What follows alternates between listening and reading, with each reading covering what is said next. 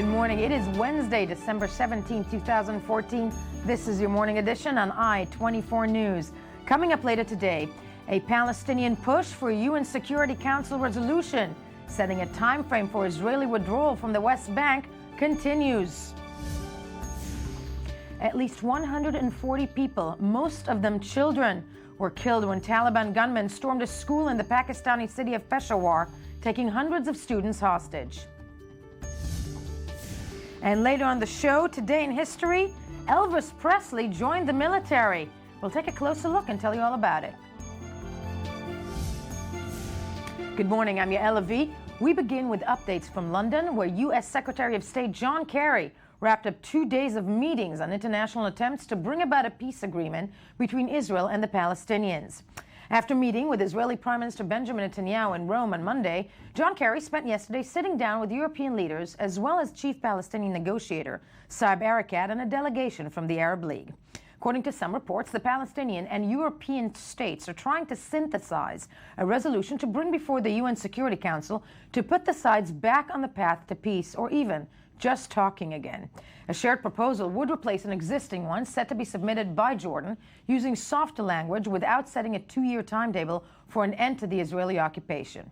Also later today, EU lawmakers are set to vote on a non-binding resolution supporting recognition of Palestinian statehood in principle, a watered-down version of an earlier proposal that had called for immediate recognition without conditions. Now, to further discuss this, we are very happy to be joined in studio by I-24 News senior Middle East analyst Ali Waqid. Ali, good morning to you. And before we break it down, let's take a look at the following report from Europe and the Middle East and take it from there. It's the day before D-Day. For the Palestinians, it's a highly important day. For Israel, it looks like turning out to be what Foreign Minister Avigdor Lieberman has called Black Wednesday. The next 24 hours will be crucial for the years-long Middle East conflict and could even change its parameters. The European Parliament is due to vote on recognizing a Palestinian state, while at the UN Security Council, the Palestinian Authority is set to table a bid to force Israel to withdraw from Palestinian land. In the past couple of days, U.S. Secretary of State John Kerry traveled across Europe meeting his opposite numbers in an attempt to get a better understanding of the PA efforts and the position of European countries as well as the Arab League and, of course, Israel. The status quo is unsustainable for both parties and for the region. And that is why it is imperative to lower the temperature and the tension so that we have an opportunity to find a path. Traditionally, the U.S. has used its power of veto at the UN Security Council to shoot down what it sees as moves against Israel. But in a press conference Kerry held in London Tuesday, he refrained from saying outright whether this would happen this time. I want to be very clear. This isn't the time to detail private conversations or speculate on a UN Security Council resolution that hasn't even been tabled, no matter what pronouncements are made publicly about it. In the meantime, Israel has been making intense efforts to stave off the diplomatic moves, or at least to minimize their impact. In a reality in which Islamic terror is reaching every corner of the globe, we will rebuff any attempt that would bring this terror into our home, into the state of Israel. As for now, it's still uncertain whether the Security Council bid will indeed be submitted Wednesday, but the PA's determination and the international momentum are very visible and likely to continue to make progress. We're also joined from London by I-24 News European correspondent Jonathan Sachadari on the phone. Good morning to you, Jonathan. Good morning, Yael. Well, thank you for being with us. First question, though, to Ali Waqid. Ali, we're looking at all these semi-proposals, half proposals, watered-down proposals. To begin with, there's an unnamed source yesterday, a Palestinian source said that the Palestinians are going to go ahead and actually submit the resolution that is not softer. What's going to happen today? Does anybody know? No, nobody knows yet what the Palestinians will decide at the last minute. We can define Tuesday as the day of pressure over the Palestinian pressure from both the Arab world, although the Arab world is part of the Arab-Palestinian initiative that will be presented by Jordan, and by European leaders who asked the Palestinian Authority to postpone their initiative and to find the way and the common points between the Arab-Palestinian initiative and the European one led by France with coordination with Germany and Great Britain. Secretary of State Kerry yesterday made it very clear to Saeb Erekat that the United States cannot support unilateral steps, and if the Palestinians will go unilaterally to the Security Council without consulting their friends in the international community, without taking into consideration the needs of Europe and the United States. And the needs of Europe and the United States is stability, is not imposing and dictate terms and conditions to both sides, and most important, the Europeans and the Americans are afraid that such step by the Palestinians will serve Benjamin Netanyahu campaign. The word election was repeated many times in the discussions last days between Palestinians, Europeans, between Palestinians and Americans, right, and between Palestinians and themselves. If I should bet, I would bet, and I'm taking a risk here, that the Palestinians will not, at the end of the day, put their initiative this evening in the to the Security Council, and will try to find the way to digest the differences that they have with the European French initiative. Now, whether they are going to put it before the elections or after the elections, it is the big question. It's the big question. And, interestingly enough, on the election bit that, that they're playing so heavily into these decisions, Jonathan Sachedati, European correspondent for I-24 News. First of all, yesterday, Kerry clearly in the flurry of meetings and giving this statement at the end of the day. But we're looking at headlines here in the Middle East that say that the United States may support the decision in the UN that it will not include a one-sided move. What is the pressure from Europe? And there's also supposedly this vote in the European Parliament today, right? That's right. I think there's a flurry of action in all sorts of directions. We hear talk about the International Criminal Court, about the UN votes, about the European votes, about postponing votes, about the French suggestion, about the Palestinian suggestion, yep, about the veto, whether the veto will happen, whether the veto won't happen, whether they'll talk about it in advance of anything happening, whether it's to do with the Israeli elections, whether it's to do with peace, whether it's to do with statehood.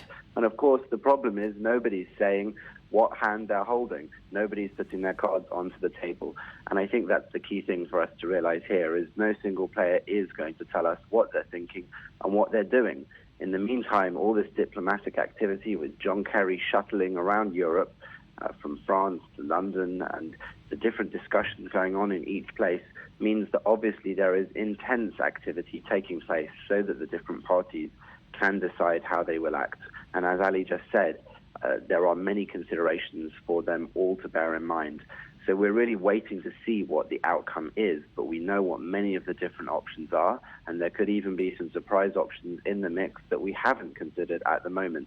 The underlying bottom line, really, is that much of Europe seems to be fed up of how things have been done so far and wanting to put some sort of fire underneath both the Palestinians and the Israelis in order to catalyze some sort of change, some sort of movement. And they're trying now to figure out exactly how that can happen. With both sides, the Israelis and the Palestinians, trying to figure out how to get the most from that situation and turn it into some sort of win for their own side and for their own constituency. Very valid points. I was about to ask you, what is the stake of Europe within all this mix? And you just answered yourself. But Jonathan, staying with us, Ali, I read yesterday that Saeb Erekat, before the meeting with John Kerry, actually said that he knows that any type of resolution right now, the resolution that the Palestinians were considering to hand in, the harsh language one, was not going to pass the 9 members of the Security Council. And I'm wondering if, the Palestinians already know that, then what is the next move? Let's say they hand in today, it's not being passed. Do they go then and, to international courts and claim war crimes? I mean, that's the million-dollar question, isn't it? I will remind everybody, Yael, that hours after the death of Ziad Abu Ain, Saeb Erekat said that the Palestinian Authority did decide to stop the security cooperation with Israel, and nothing was stopped. The Palestinians had hired a tonation of their and their vocality in order to hire their price that they want to gain from the international community, mainly because they know that at the end of the day, they cannot face the United States. The United States is supporting a resolution proposal. They are supporting the French one. The Israelis are suspecting that the French resolution is actually an American draft that is presented by the Europeans. And I think that the Palestinians will try to find a way to live with the and to try maybe to have some impact over the French-European resolution that mention some deadlines. What the big lack of the European initiative in the eyes of the Palestinians is that there is no clear deadline, and that the initiative is so large that it is open to analysis and interpretations, especially by the Israelis. The Palestinians are demanding 2 years deadline for an agreement. The Europeans are talking about a deadline for negotiations and maybe for interim temporary agreement. But at the end of the day, if we are going to look at the large picture, and the large picture is that I think that the Palestinians, with all their this campaign, defeated the Israeli diplomacy, because in the last month there was one axe in the Israeli diplomacy, that the Palestinian-Israeli conflict is a small point in the whole mess of the Middle East, that it is nothing to compare with what is happening in Syria, Iraq, and that the big issue is the global jihadism and the Islamic State, and that the Palestinian-Israeli conflict can wait. The Palestinians succeeded, with the support of the United States and of Europe, to put on the table of the international community and the international public opinion, and also the Israeli public opinion, the Israeli-Palestinian conflict as a leading major conflict of the region and maybe of the world. This is why I think at the end of the day, the Palestinians understand that the world support them, but there are some calculations to take into consideration, and the Israeli election is not something small, is not something simple. It is heavy, and it can change. And when Tzipi Livni called the recently fired Israeli minister, exactly, called Secretary of State Kerry, and Shimon Peres called, I don't think that they call him in order to back and support Benjamin Netanyahu. They know that unilateral steps by the Palestinians will create a reaction by the Israeli side, will serve Benjamin Netanyahu campaign. And in the world, I can tell you, not in Europe and not in the current administration in the States and in the Arab world, of course, and the Palestinian side, they want to see Benjamin Netanyahu sitting in front of Abu Mazen to negotiate. They hope to see a different Israeli leadership. A different Israeli leader, definitely so. And Jonathan Sachadori, going back to the French initiative, do we know what the European watered-down initiative is? We don't know the precise details of any of these initiatives, but we have certainly strong clues. And the same is true even of the European Union vote. You know, this has been put off somewhat, and it has been modified somewhat, so that now we're talking about some sort of resolution for the EU that would support, in principle, the recognition of Palestinian statehood and the two-state solution, and believes that these should go hand in hand with the development of peace talks, which should be advanced. And when we have wording like that coming out from this EU vote, which is due to take place today, shortly after midday in Strasbourg, we can see exactly what the problem is. Whilst Europe and the US and the Palestinians might talk tough on what it is that these different initiatives outline, when it comes to the crunch, without a peace process, without an agreed two-state solution, without all of these things, without Israel's interests and security needs being met, of course there can't be some sort of two-state agreement. And without a two-state agreement, Europe knows very well that there cannot be a viable and realistic Palestinian state.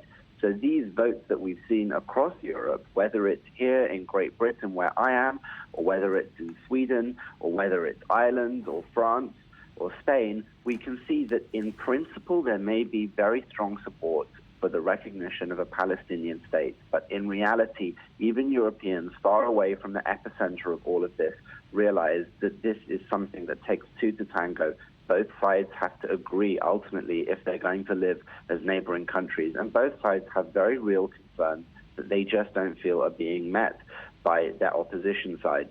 So I think that there's that sort of realization as well. And so the tinkering that we're seeing from the French, or the tinkering that we're seeing in the European Union on the wording, is all there to try to accommodate this harsh reality, despite the intentions of trying to push this forward.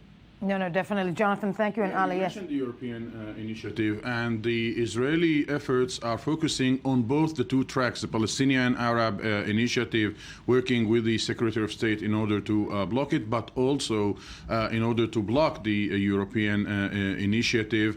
Benjamin Netanyahu called Francois Hollande and asked him to stop the French initiative. Former President Perez called the French Foreign Minister Laurent Fabius and asked him to postpone, to stop the initiative, which means that the Israelis are not finding big difference between both initiative, the Arab-Palestinian one and the French one, right. Because at the end of the day, it will put on the table, both initiatives will put on the table the need of a Palestinian state based on the lines of 1967, and the semantic, the small difference between both initiatives is the deadline and anticipating the results of the agreement even before going through the negotiations. Through negotiations, the million-dollar question. But we will know by, I'm assuming by the end of the day, if any type of resolution is being handed over to the UN Security Council and the fallout from that. Ali Waqid, thank you so much for being with us this morning. We move on to yesterday's shocking events in Pakistan, in which Taliban terrorists killed at least 130 people, most of them children, in a raid on an army-run school in the northwestern city of Peshawar. The attack, Pakistan's second deadliest ever, saw 6 gunmen going from classroom to classroom, shooting children, some as young as 12. This is a horrific story. The assailants held about 500 students captive before the military stormed the building, killing all of the captors. Now, a Taliban spokesman said the attack was revenge for a major military offensive in the region. Pakistan's military said that at no stage did the attackers make any demands. Let's take a look at the following report about how this horrific story culminated yesterday and break it down from there. At least 145 dead, officials saying 132 of them children. The deadliest ever attack on Pakistani soil by the Taliban. A group of Taliban gunmen entered a military-run school in Peshawar and began spraying bullets at those inside, most of them underage school pupils. Pakistani forces streamed to the location and began an operation to flush out the gunmen, who numbered, according to different reports, 6 or 9. We were doing schoolwork when suddenly we heard firing, and the teacher told us not to be afraid and that maybe it was just a school drill. Then we saw the army coming into the school, and suddenly an army officer came and told us that we must all leave through the school's back door. It soon became clear that this was no hostage crisis. The 9th and 10th grade students were not among us because they were in the auditorium, and the students of the 1st and 2nd year were having their exams. The men entered into the rooms one by one and started indiscriminately firing at the staff members and students. It took more than 8 hours before military sources announced all of the attackers dead. Scores of parents had already begun a frantic search for survivors at local hospitals. The Pakistani Taliban did not hesitate to take responsibility for the attack, with a spokesman stating that the school had been targeted as a result of Pakistani military operations. A recent offensive in North Waziristan had led to many casualties among Taliban forces. While the military has made forceful statements this year against the Taliban and its allies, the political leadership in the country has been less vocal, since Islamist elements make up a considerable portion of Pakistan's electorate. Our prayers go to the families whose children were killed in this tragedy. May God bless all those families. I think this war and struggle will continue until the terrorism is completely rooted out of this country. Some think this latest incident could be a turning point in the Pakistani government's policy towards those who now, more than ever, are revealing themselves to be enemies from within. We're joined in studio by Dr. Eli Kermon from the IDC in Herzliya. Good morning to you. Good morning. Dr. Kermon, and also with us on the phone, France 24 correspondent based in Islamabad, Taha Siddiqui. Taha, good morning. Taha? Good morning. Good morning. I mean, first of all, this is the day after this horrific attack. I mean, I think we've seen the Taliban bomb schools, shoot Malala, but this really takes the bullet, sadly, so to speak. The aftermath this morning, what is the, what are the headlines in Peshawar, in Pakistan, and what is the administration saying about the fact that this even came about? Well, right now, I mean, there are funerals all over the city. I'm currently in Peshawar city. I arrived here earlier today morning, and there are funerals still ongoing of these 132 children that were killed in this attack yesterday. The schools in the city are closed. Actually, schools across Pakistan are closed. There are vigils being set up everywhere in the country. There are walks being done against the Taliban in many parts of the country. The mood in the country is very mournful, and a lot of people are feeling that this might just be the turning point where we might see that the country will be united in their fight against terrorism, and will demand the governments and the authorities to take a decisive action. Later on today, the Prime Minister Nawaz Sharif, who is right now in Peshawar, has called an all-parties meeting where they will decide what next course of action will be. Different political parties have been invited to it, and as we know that they were already conducting an operation in the tribal belt, but there are talks of expanding this operation and conducting intelligence-based operations in hideouts in cities where the Taliban seem to be orchestrating these attacks from. No, definitely. Taha, do stay with us. We have Dr. Eli Karmon of the IDC Institute in Herzliya with us. You know, Dr. Karmon, I'm looking at, as I said to Taha, you know, thousands of schools were bombed. Malala, that the entire world knows, was shot. But this is a decade plus after the United States entered that region, entered Afghanistan to rid it of the Taliban. In Pakistan, clearly, you know, it's a huge problem, the Taliban. How come this group is still operating so strongly? Clearly the battle against them in Afghanistan has failed, correct me if I'm wrong.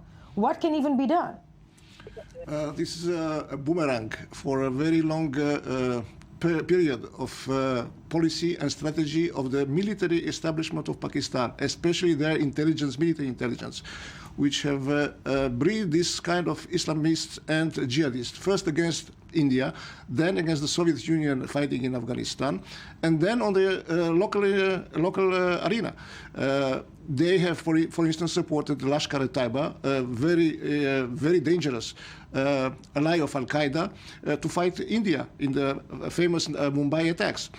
Even today, Al-Qaeda is present in Pakistan and has formed a new kind of faction called Al-Qaeda in the Indian subcontinent. Right. And this with the support probably of part of the military and intelligence establishment. So they are fighting on against the Taliban in the Waziristan tribal area, but it's a bit too late.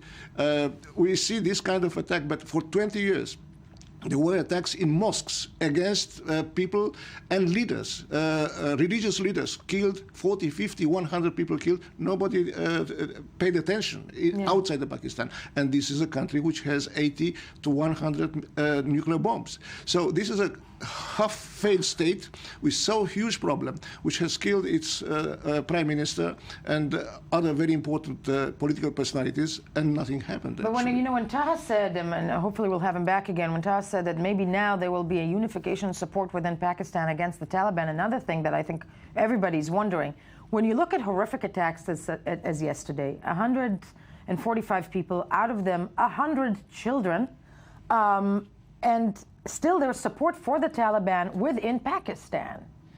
Exactly. Why?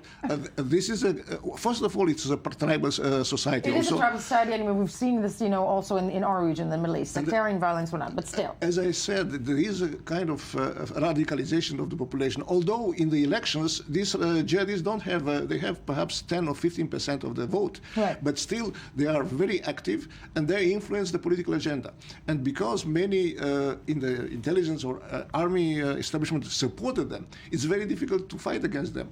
In the 6th of September, there was an attack by the new Al-Qaeda against 2 frigates of the Navy. Most of the people involved were Navy officers, low level.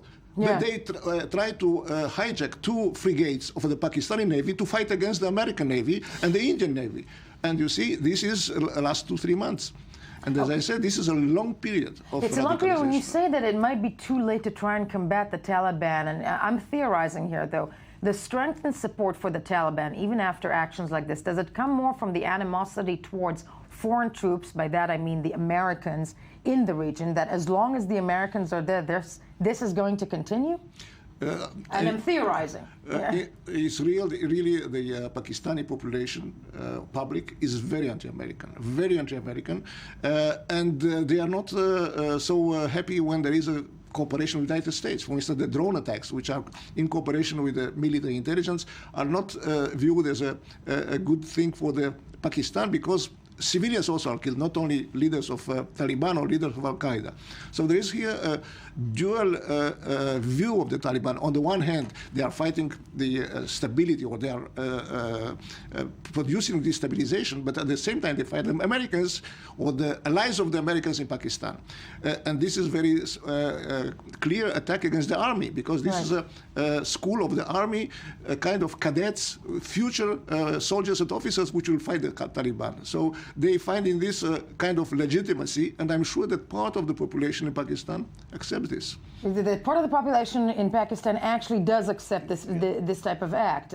By the way, because of this activity in Waziristan, we see more and more terrorist activity in the big cities. Peshawar is on the border, but Karachi, the biggest city, the most complex city in Pakistan, is now full of operatives of Tehrik Taliban and other organizations, which are responsible for a very long wave of terrorist attacks. A very long wave of terror, but clearly, you know, the core essence of the Taliban comes from Afghanistan, right? Yeah. I mean, they're still based there. Is this No. It's the different. There is the Afghani Taliban actually were a result of the breeding of this very small organization, 4,000 students, which were educated in the Pakistani madrasas with the support of the Pakistani military intelligence.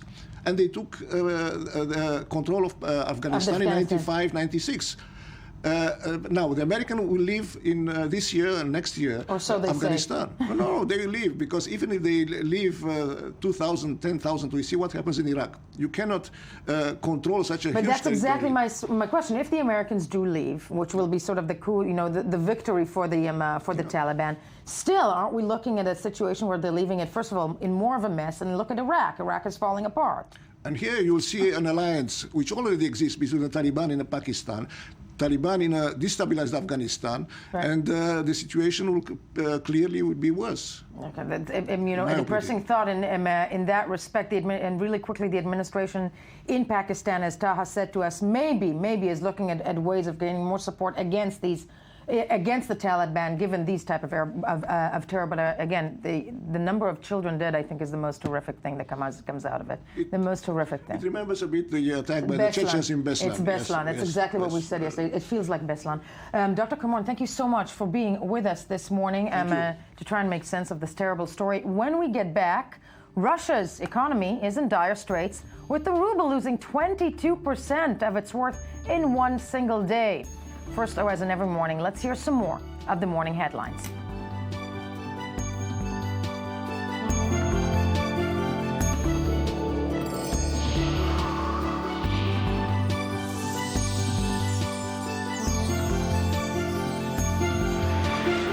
Good morning, I-24 News Morning Edition, December 17th. Thank you, Ruthie Sinai, who is here to discuss the news you missed while scanning the headlines, usually done by Tony Grant, but he's on assignment in Alaska. I'm going to make something up every morning. He was in Napa yesterday. Exactly, in Napa yesterday, today he's in Alaska. Gets around. We're going to have a segment, Where in the World is Tony Grant? Ruthie Sinai with the news we missed while scanning the headlines. Daniel Roth here with us for the next item, but let's start. Okay, you know, we're having elections, you may not have heard, March 17th, and the people who are making the best money out of all these elections are the pollsters, and another poll that comes out yesterday by the Knesset channel shows, you know, the latest movements in this tectonic very well put. Tectonic plates that are the Israeli politics. Right. So we've basically got, you know, the same kind of trend from a few days ago with Labour and Likud, you know, the two big parties. Kind of sad because they each come in with 22 seats in the 120-seat Knesset, which 22 out of 120 is not much. Yeah. But that just kind of reflects the fragmentation of the Israeli political scene, where the most party, right now at least according to the polls, is getting is 22 seats. Anyway, Likud and Labour neck and neck. Then you've got the small smaller parties, the Jewish Home, which is this right-wing party, getting 15. Yes, getting 15, which is 3 more than they got in the past elections, and so on in the smaller but parties. I'm looking at Israel Beitenu, and I wanted to ask you, and that is the party of Victor Lieberman, 9. Right. And I'm wondering out loud, because as you rightfully mentioned, the tectonic plates of our Israeli politics in 22 and 22 shows that once again we'll probably be looking at a coalition of unwilling partners. Absolutely. In many ways. Because nobody can form, none of them can form. Not can form one, just one block that is that. When we look at Israel Beitenu, and that's a Victor Lieberman, I'm theorizing, he's going to be the deciding factor in many ways. He and this other fellow, Kahlon, who's just formed a new party called Kulanu, and they appear to have some sort of understandings, sort of behind the scenes. It's not been publicized. I'm very unclear. It's the early days. It's very still early 3 days. months away. But yeah, they could well be swing votes in terms of who the next prime minister will be, because the process is they have to go to the president and recommend who they think is best suited to form the next government. And the choice right now, as it seems, is between Netanyahu coming back for a 4th term, or Labor leader Isaac Herzog, who is giving him, at least for now, is giving him a serious in his new partnership with Tzipi Livni, the former chief negotiator with the Palestinians. So many things we could say about that. One more thing which I want to say is that the results of this poll indicate very clearly that the right wing and the left center are totally divided down the middle. There's 50% for right wing plus the ultra orthodox parties, and 50% for center left Arab parties and so on. In our history, Ruthie, yours and mine, of covering Israeli elections in this country too often, I'm wondering, have we seen this type of split? There was another time that we saw this type of split that the country's smack in the middle, left to right. It's been a trend the last quite a few years. Yes. Right. Yeah, but it's a question of nuances. How far right are you? How left of center? How right of center? And maybe essentially, the only thing that I think it was Ariel Sharon who tried to centerize. He moved from right. He moved from center. right to center, and maybe I think that the Israeli public is looking for something centrist, but nobody's really decided, who they are in the center. Yes, I'm getting lost here. But next one from the Huffington Post. Okay. Are we going to the Huffington Post? Okay. I'm sorry. I'm way back. Okay. I thought we were going to talk about this Mossad agent. Never mind. Okay. There was a Mossad agent supposedly revealed in Lebanon. But really? Yeah. Okay. We'll get to that in a second. What about the Huffington Post? All right. So we've got, in case you thought that the civil war in Syria was over, no such luck. We have, in the last 2 days, we've had 100 Syrian soldiers and about 80 Islamic fighters killed in a battle over a very big air base on the Damascus-Aleppo highway. The Damascus-Aleppo highway is the right way to put it. Yes. Yeah. Well, the thing is that we sort of hear it and we go, oh, another 100. There's like 200,000 already dead in this horrible war that the world is basically just ignoring. So we've got another 100 on this side, another 80 on that side, and No, when you look at that number, staggeringly so, one has to say a war that is being raged, that is raging and being waged every single day. Every single day, and we're just totally unaware. No, and more news that we missed and we keep on missing. Yes. Well, I don't know where we're going now. The New York Times, supposedly. See, I have a little bird in my ear that tells me everything. All right. Okay. So the New York Times, we're talking about. Yes. Well, we don't know what the New York Times story is, but here we go. Yes. Okay. Protests break out after Ferguson decision. Okay. I think that might be a bit outdated.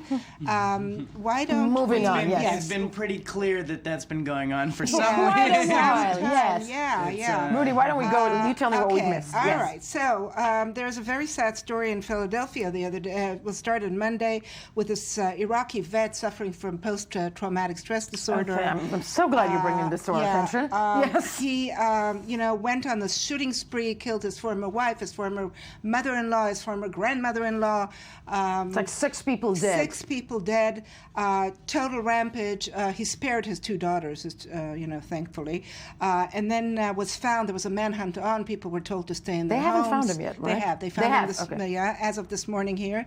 They found him dead in the woods. He had apparently committed suicide just north of Philadelphia. Another victim of the Middle East conflict. I was about to say, I'm assuming that all the headlines overseas and in the United States today are probably looking at veterans and post-traumatic stress disorders and whatnot. Okay. I mean, this is a huge, huge problem. I mean, we're talking about dealing with, Islamic State militants who come back home.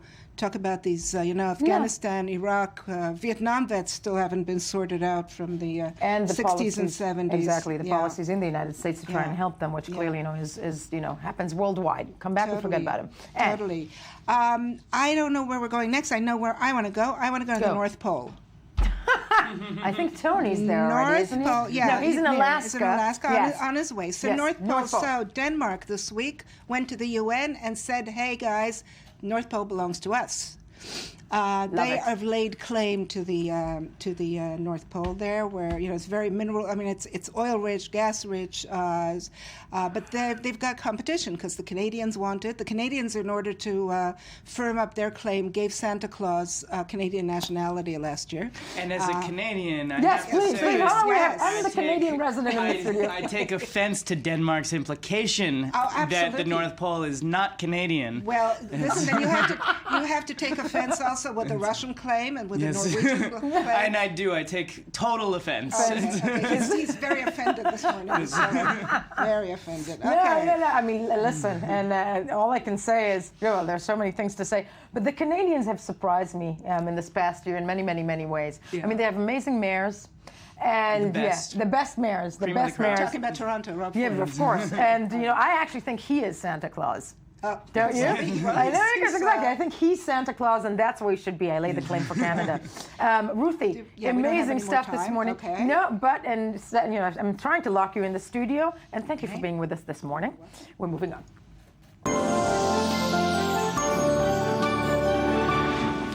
One of the biggest stories of yesterday and still going on today is Russia's currency crashed into unprecedented lows yesterday, temporarily reaching 80 rubles to the dollar, triggering currency drops in other developing markets. After dropping by 20% during the day, the ruble bounced back slightly in late afternoon trade to stand at 72 against the dollar. The slump came despite an emergency midnight move to raise interest rates by 6.5% to 17% in an effort to arrest the ruble's collapse.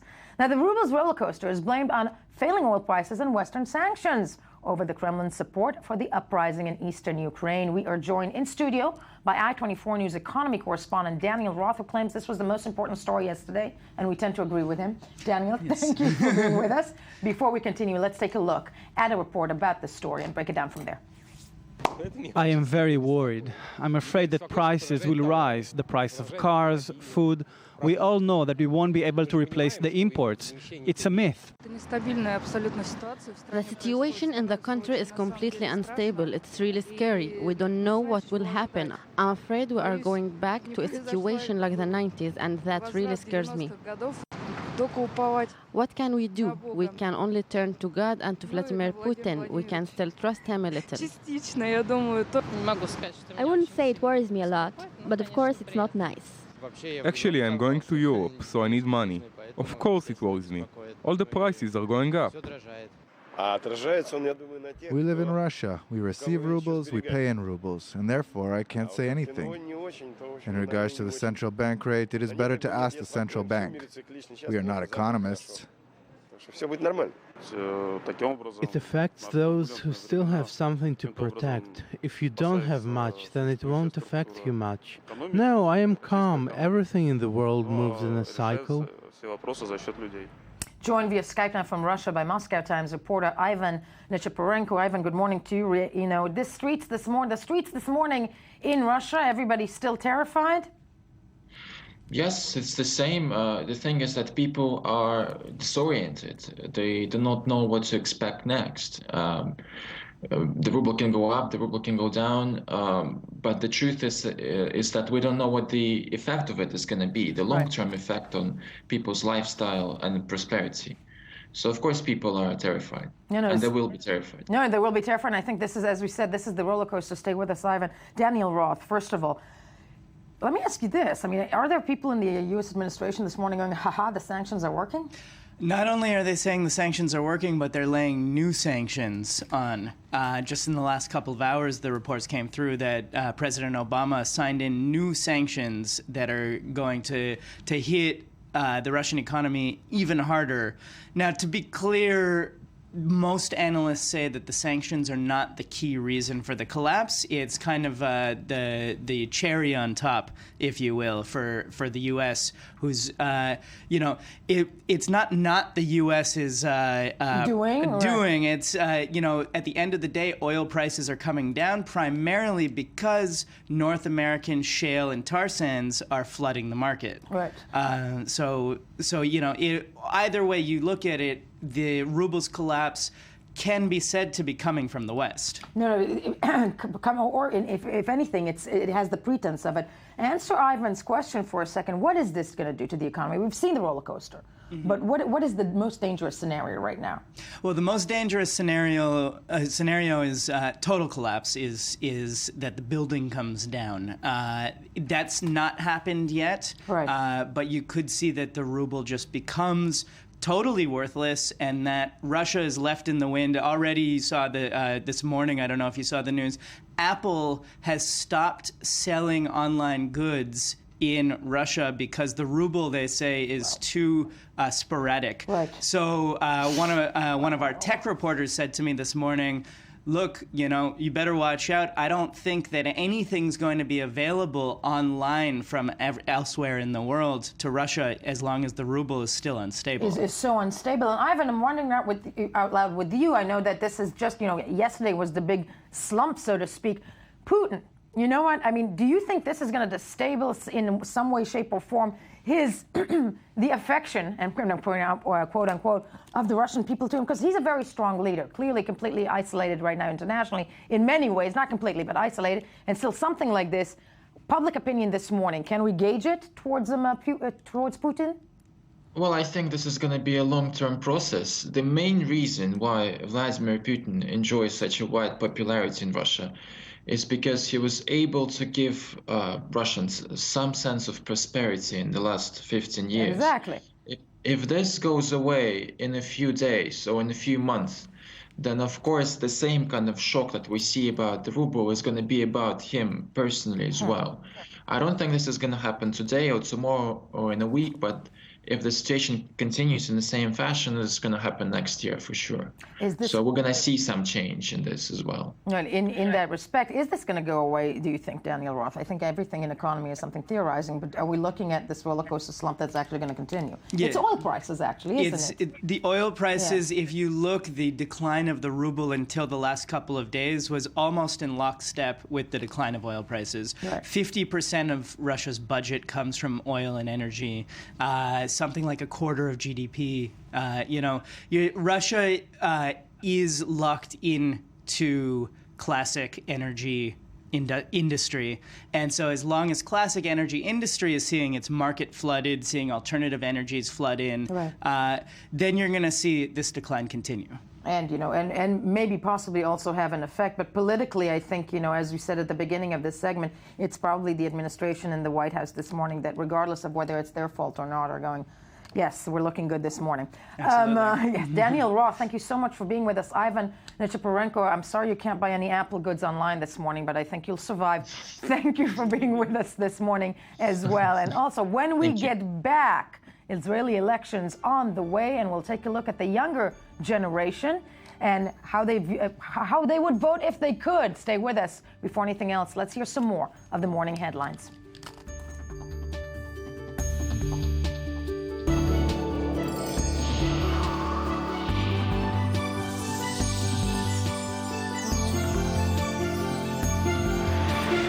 Welcome back. It is still Wednesday, December 17th, 2014. This is still the morning edition on I-24 News, where you should be every morning. And last I checked, I am still Yael Levi. Thank you for staying with us.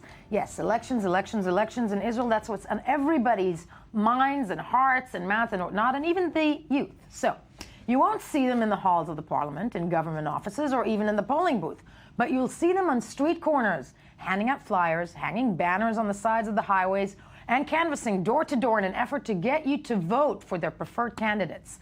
Young people who can't vote, more so than in any country, are taking part in these elections. And we're talking, of course, about Israel's politically engaged youth. Tomorrow's soldiers may not be allowed to vote yet, but that doesn't mean they don't have a say or that they don't have an opinion. Providing us with some youthful energy in the studio, thank God for that, we are joined in studio by Jewish home youth activist Ariel Jason. Ariel, good morning to you. Good morning to you too. And also from the left side of the political map, we are joined by chairman of Meretz Youth. You're chairman? How old are you? That's right, 17. By the chairman of Meretz Youth, Eliran. Help me pronounce your last name? Bichovsky. Bichovsky. Good morning to the two of you. And first, I want to look at some statistics showing us some, ahead of the last elections, where the Israeli youth stood. So you guys are here with me. And you know, when we asked, in the last elections, when young people were asked which political camp do you identify most with, the right wing had 32%, the moderate right had 15%. This is young people, last elections. The center, 18%, and the moderate left, 8%. Undecided, 15%. I got to tell you, folks, you know, when I was your age, everything was undecided. How optimistic are you about the future of the country? Last elections, young people were asked, very optimistic, only 7%. That's very sad. Fairly pessimistic, 24%. And fairly optimistic, 47%. And once again, this is last elections. I want to turn to you guys now first, okay? Let's start with you, Ariel. You are how old? I am 17. You're 17 as well. Both of you will be enlisting into the military, right? Within about... about a year or two. In about a year or two. You know, when you think about the future of this country, and I have to tell you as somebody who's 43, it's very hard for me to ask a 17-year-old what you think about the future of this country. What do you think is the most important thing in these elections? Well, I think, first of all, the most important thing is to put more new blood into the parliament. How I see it is the old people, the older parliament members, the ones that there are a lot of years are nothing. The ones that there are a lot of years have nothing new to give. I can see Naftali Bennett or Yair Lapid that also you could see they got a lot of votes, a lot of parliament members, parliament seats. And that I think that is at least one signal that also the people know they need new blood and they're trying to see it. And the most important thing for Israel, what do you think is? I think the most important thing to Israel is, first of all, to deal with the big problem of the Eritreans. Because of the Eritreans, yeah, of the foreign workers. Because I think in a couple of years there will be already too many to really be more like a fact. And then we won't have nothing to do with it, even though it is bad for Israel. You can see around Tel Aviv, you can see in Eilat also. In Eilat, the mayor did something that is legally, not legally, but he gave 10,000 Eritreans a ticket and $10,000 something to move to Tel Aviv or something like that. Because you see, he doesn't want them there. Okay, and you know, clearly that's, you know, part of the agenda here. Heard also, I think, you know, from who you would support or who you would vote for if you were to vote. I have a feeling you don't agree. Yes, I really don't agree. I don't think, first of all, the problem of Israel is the Eritreans. There are 60,000 of them. And they're concentrated in specific places. They should not be concentrated in the most weak places in Israel that the government is underfunding. They shouldn't be there, but we should not address them like they're criminals. They are refugees. But I'm not here to talk about the foreign workers. Why are you here? What do you want to talk about? I'm here to talk about what the young people really need. First of all, they need something to vote for. And when I say something to vote for, a lot of my friends thought that Yair Lapid in the last election was a great hope. Right. And that hope crashed down, and you can see it in the polls, you can see it everywhere. When you look at politics, you see a lot of anger, a lot of racism, a lot of rage. It's not something that people want to vote for. It's not something that we need. We need something to. We need to see a future. That's why Yair Lapid was did so well. But when we see his budget is worse than the one that came before, when you see that he's a spokesman of the extreme right, like all his friends in Likud, and it just isn't something that you can sell anymore.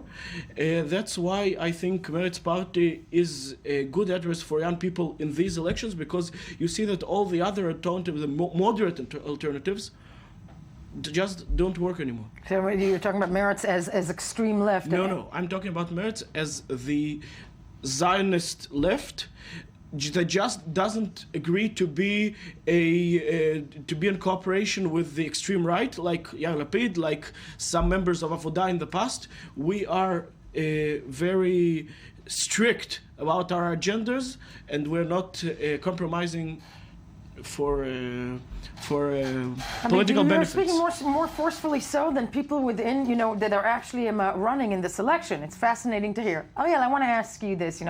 When you hear this, and that the most important thing is, the future, a better budget, and clearly also a left-wing agenda.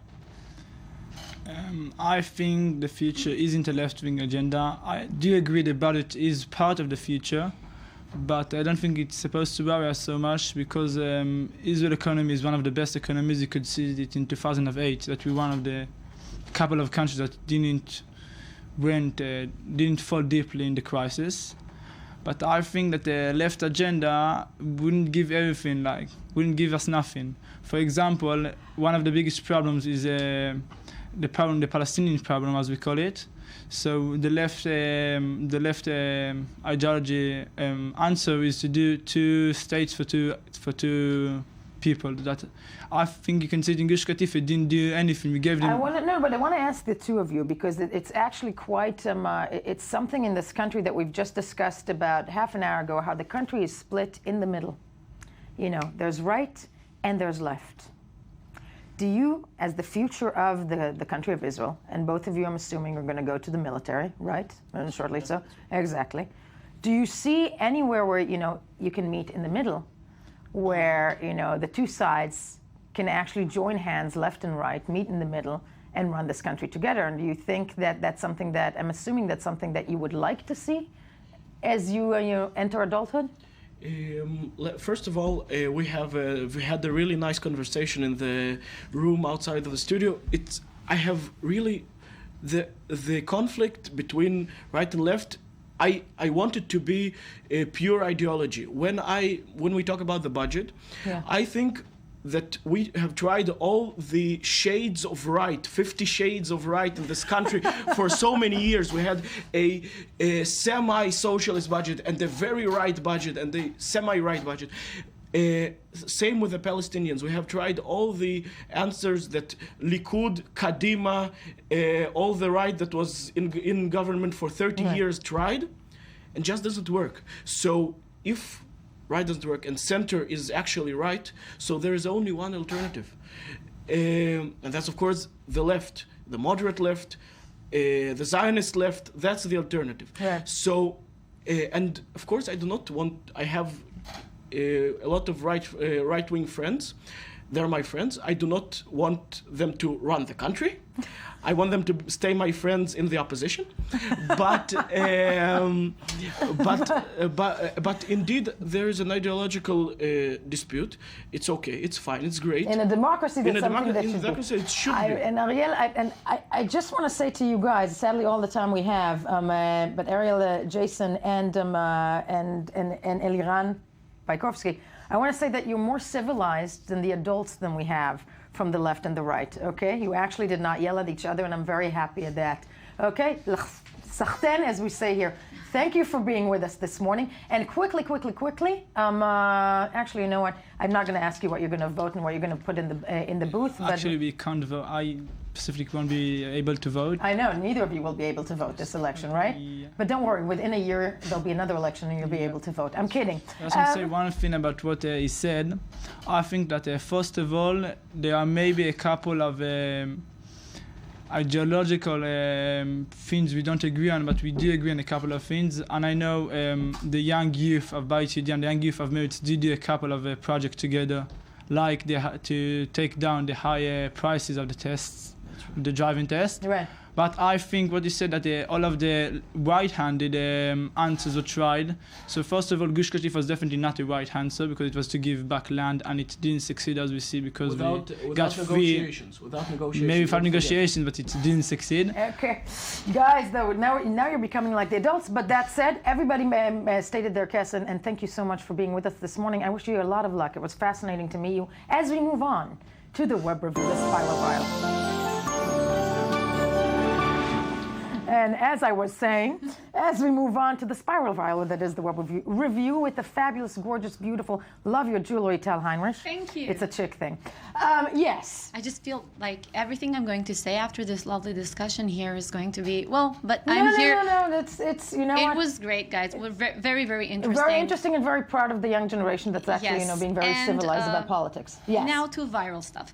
I want to start with some video from Australian television where a news anchor started crying on air since she revealed a connection to one of the victims in the at horrific attack that hostage happened crisis to exactly in 2 Sydney. days ago. Let's take a look at this and then we'll speak. Let's take a look.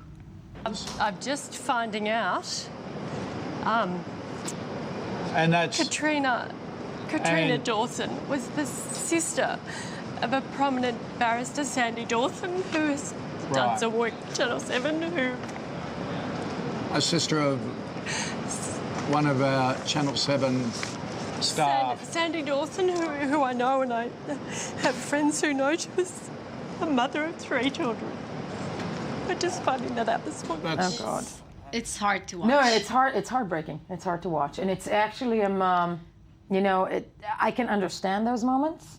I can completely. Mm-hmm. Don't worry, I'm not going to cry to you.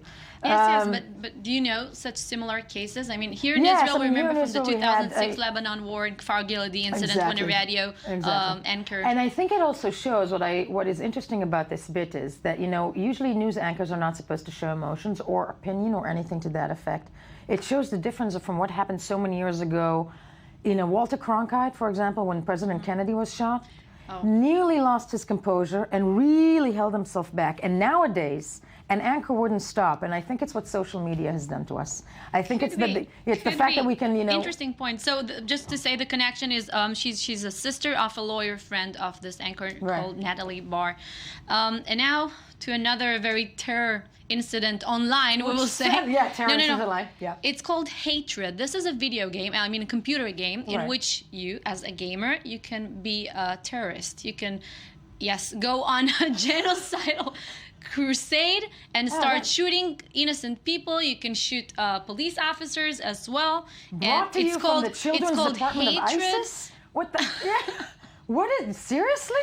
It's called Hatred, but I want to say that this mass shooting training game, as it is called, it was pulled down off one of the biggest online stores for games, which is called Steam. But the developers of this game, they're still aiming to launch it in the second quarter of 2015. According to them, on a message they posted on the game's website, they said, "We say yes, it's a game about killing people, and the only reason of this antagonist doing that sick stuff is his deep-rooted hatred. Player has to ask himself what can push any human being to being a mass murderer. Any human being. If you play, you will reveal things. Just play it. It can turn you. It's a horrible thing. I think of looking at the excuse for inventing something as such, which very much looks like. But this reflects reality. No, it's an interesting point. It's an interesting point, but I think, do we make reality like that so available to young people that then, can become mass shooters in their own high schools? But, terrifying. Yes. Now, speaking of reality moments and real moments, this next headline, hold it.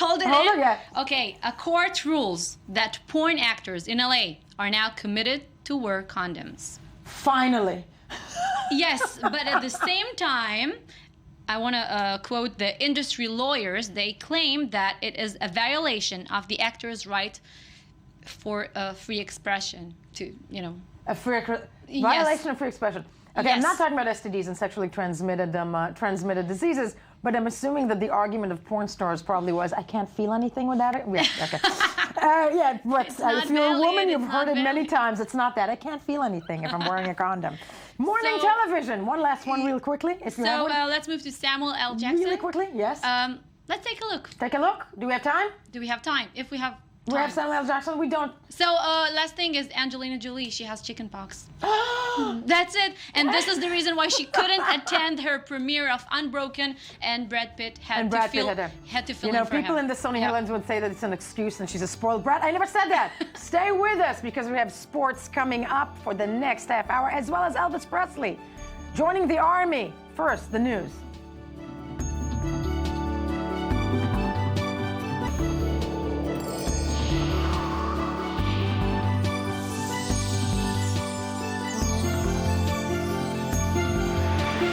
Good morning, I-24 News Morning Edition, the place you must have to be every single morning. Why, you ask yourself? Because, first of all, we're joined by the Sport Magazine correspondent Michael Friedman. Good morning to you. Morning. And by the fabulous one and only Amit Hershko. Good morning to you. Good morning, yeah. And we're going to start with beauty before brains. Michael. There you go. Yes. So the gorgeous Michael Friedman attacked Don't by make two. me blush. No, don't make you attacked by two feminists in the studio. Sports of the Sports Magazine every single day on the channel at 7:40. 7:40. See, we plugged it. What do you have for us today? So we have the Champions League draw, which was very exciting for all the football lovers. We just got past the group stages, so now we're going to the knockout rounds. We have to wait a little bit, about a month and a half before the games start, but we know who we're playing. There's some really big matches that are a little bit of a kind of deja vu from last year. Like who? Barcelona is playing Manchester City. Last year, Barcelona had it easy against them, 4-1 in aggregates. They got through to the next round without a problem. This year, who knows what it'll be? Manchester City's hungry. They have really talented players, so ultimately, it's going to be a very exciting matchup. It's probably looked at as the best one. Another one that is also deja vu from last year, PSG and Chelsea. I'm a Chelsea lover, so... Really? I am. Finally! No, sorry. I'm a Chelsea member. I'm a Chelsea club member. So you have to root for Chelsea. No, I got to tell you something about Chelsea. Okay, I lived in London for 2 years, and when I moved there, somebody picked me up from the airport who was a Chelsea club member. Wouldn't take me to my office in my new apartment until I signed up as a Chelsea club member. It's important. So it's important. So since then, for 15 years, I'm a Chelsea club member. I have no idea what that means. It's a good thing. I also am a Chelsea club member. I lived in Southwest London, so I was 5 minutes from the bridge. Yeah, what does it mean to be a Chelsea club member? I still have a card. You can go and buy tickets and go to games. Yay! I don't know. You can do it anyway? Yeah, I think so. You have to be a member. Wow. You have to be a member. So exclusive. Or else it's football. It's an exclusive sport. Wow. Okay, so Chelsea looking good. Chelsea's looking very well.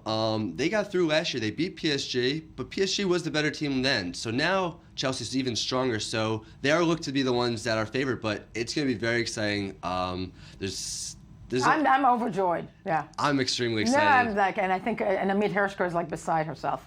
Yes. It's exciting. No, it's very, very exciting. And then, you have like the littler games, Bayern Leverkusen, Atletico Madrid, Arsenal, Monaco, but the Chelsea one's great. And Didier Drogba, he's the guy who was the glory man for the Champions League final a couple years ago. So he's back. We got a nice VTR on him. We do. We can look at him at a personal profile. Let's take a look. Time seems to have no hold on him. 3 months away from his 37th birthday, Didier Drogba continues to shine in the Premier League, the most demanding and physical football league. With 6 goals scored in 19 matches, he continues to impress his manager. Such a big influence that we brought him back with 36 years old. It's so simple as that. I think no club, especially a big club. Drogba has the ability to go on for longer than most with his appetite for glory. His leadership complements his skills as well, and Jose Mourinho believes his striker has the same ability off the pitch in the technical area when the player decides to hang up his cleats. He is a great football player. He should stop when he wants. After that, I know that Mr. Abramovich is very happy to keep him in in the club. His thirst for excellence impressed his teammates at Chelsea. The young Belgian Eden Hazard, nicknamed the King, is proud to share the pitch with the Ivorian superstar. While the British press did not believe in him when he returned in September, it is now unanimous that the quality of the man who saved the West London side in the Champions League in Munich in 2011. His transfer to Shanghai Shenhua also gave great hope to the Chinese. I hope Drogba will give us access to the Champions League.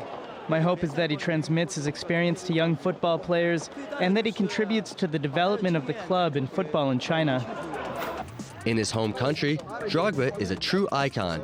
He has even been part of a political initiative which involved the reconciliation commissioned by the Ivorian president, Ouattara, in 2011 to appease a country torn by bloody post-electoral crisis. To make war, it's more difficult to make peace, to get together and talk to each other. While he has been praised for his leadership by the Elephants, Drogba decided to retire from international football. Leaving room for the young, the Ivory Coast will have to move on without him in the upcoming African Cup of Nations. As Mourinho looks for more glory with the Blues, the legendary Drogba will look to shine like he has done so well in the past to capture more silverware. Chelsea song, I'm trying to remember. So we're back with the other Chelsea fan member I finally met in my life, and that would be Michael Friedman. Drogba? Didier Drogba, superstar. He is... What's he going to do for them?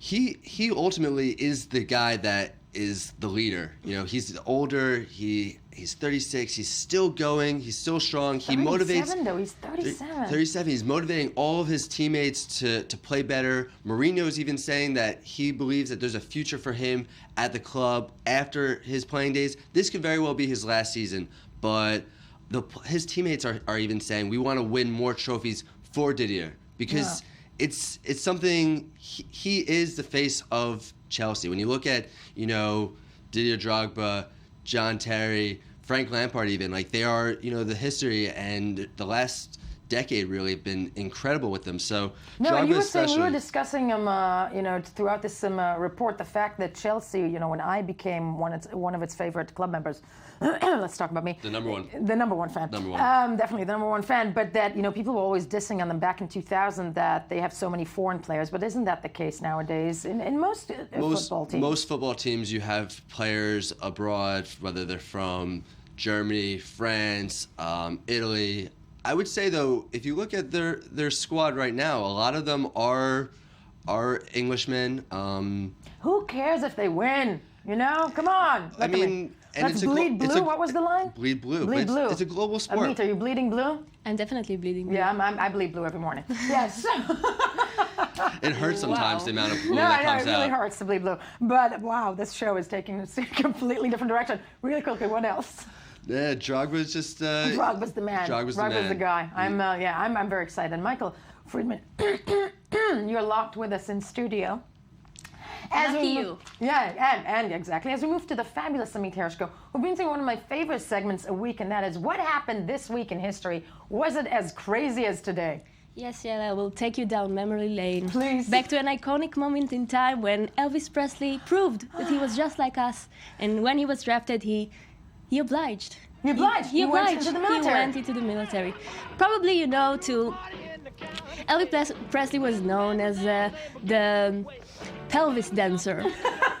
Elvis the pelvis. Elvis the Wasn't pelvis. it Elvis the pelvis? It was Elvis the pelvis. Shake it up. Are we hearing this music?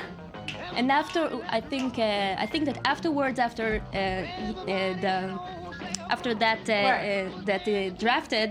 he was drafted, it kind of cleared his reputation.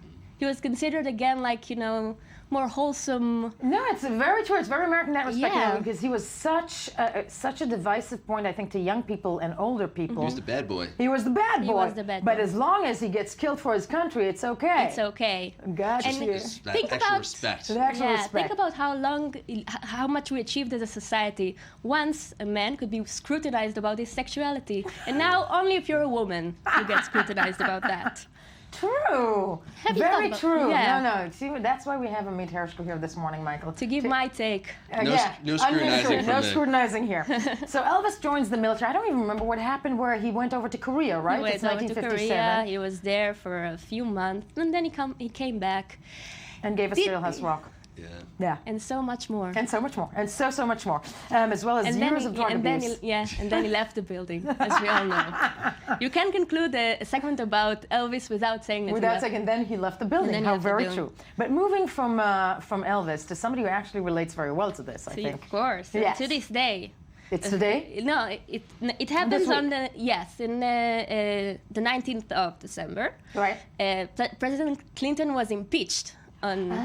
He was 1998. That was Congress approves the Clinton impeachment. Remind audiences why. What did he do?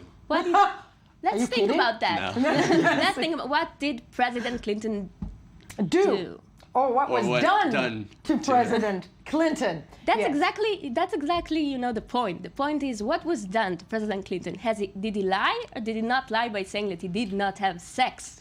I think we need to recreate, if we can have the camera back, I think the three of us can recreate that moment. We can see it. We can see. There we go. Here it comes. Is the hand coming up? No, this is afterwards when he said, indeed I did have some inappropriate relations. I think I saw that tape like 100 times. And for those of us who are live kicking and well and actually covering the story, there were major discussions in newsrooms at the time of what constitutes sexual intercourse and what does not. I have to say that today I think it will not pass then. No, in our school sex education classes, this would be considered sex. That would be considered sex, right? Whatever was done to Yeah. President Clinton in the Oval Office. That's so crazy that happened in the Oval Office. Good for him. It's like from a...